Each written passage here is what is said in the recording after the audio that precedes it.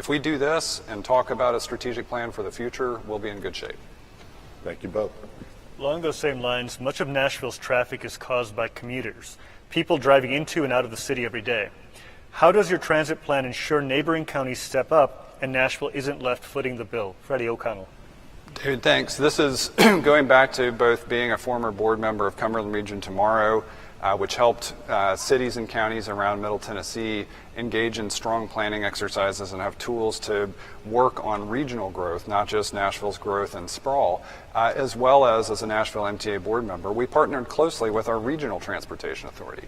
Right now, the same transit agency runs things like commuter coaches and the Star, but we have been unable to expand frequencies and hours to make those fit more realistic commuting patterns.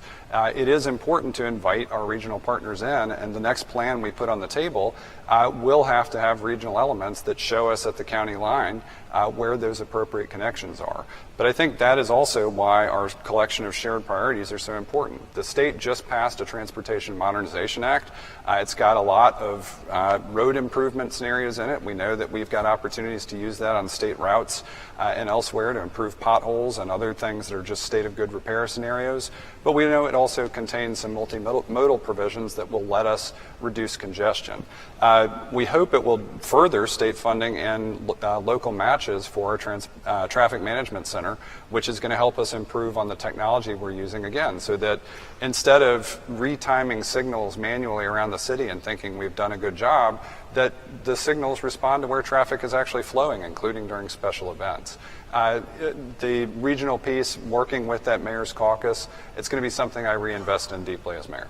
Thank you very much. Alice Rolli. We do need to work productively with our neighboring mayors, and traffic and transit will only get worse because Nashville itself, Davidson County itself, is not growing. We are flatlining because of our higher taxes, our higher crime, and our schools that don't have enough seats and high quality options for families. So families are moving out, they're being pushed out, and that is going to continue to contribute to traffic challenges. So how do we address that? Well, first, there has in this most recent state budget about $750 million to our region, but there's also separately a $300 million set aside that counties can apply for individually. So we will continue to invest in grant writers within NDOT to make sure that we are maximizing and getting every dollar here for transit projects to benefit Davidson County. We will secondly work with our neighboring mayors to find common areas to begin to collect cars so that they're not all coming into the county.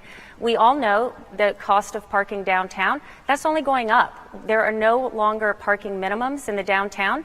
That's a supply and demand issue. That means the last mile, every car we can start to pull off of the road. And then third, we want to think about what are metrics for our largest employers, our hospitals, our performance venues, that we can start together to say, you've got employees and patrons outside of the county. How do we start to work together to come up with some shared goals that part of their transit journey is using public transportation, that we're pulling cars off of Davidson County?